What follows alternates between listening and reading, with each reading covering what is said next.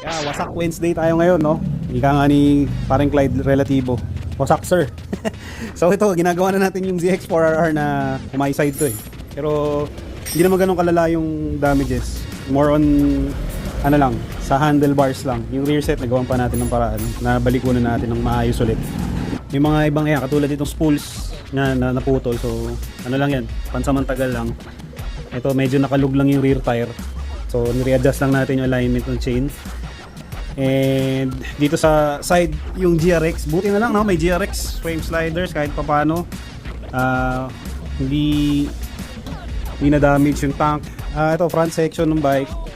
Ito may crack yung front face. Clip-ons nya handlebar. So ito tinanggal na natin. Tingnan natin gaano kabaligo. Ayan.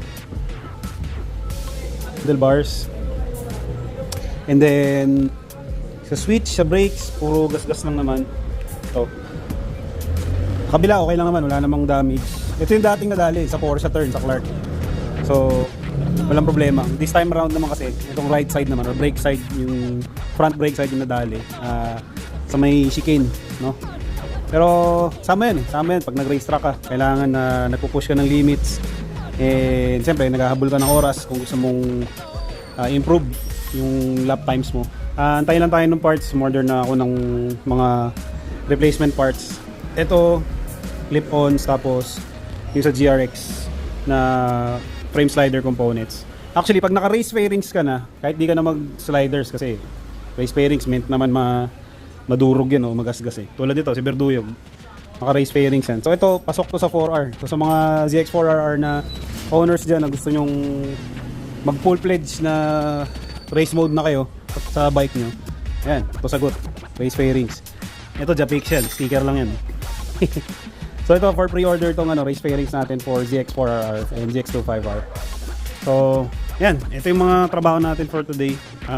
Itong ZX4RR na to, itong CBR, inaantay pa natin yung parts na parating. ECU and harness problem ang suspecha natin. So antay-antay lang sa update dito din. And then, ngayon, ginagawa lang natin muna is installation ng Arashi rear sets, no, para sa CBR 650R. So, dumadami ng mga Honda natin dito sa shop lately, no. Maraming salamat sa mga owners. Old school na double R. Ito yung bagong CBR 650R na Gen 2. Hindi ako nagkakamali. Ito yung Gen 2. Okay, and then si R3 natin, no, sa student ni Dashi, waiting lang din tayo ng parts, pero so dumating na yung tamang brake hose to. Adeline din yan, to match yung Adeline na brake system niya.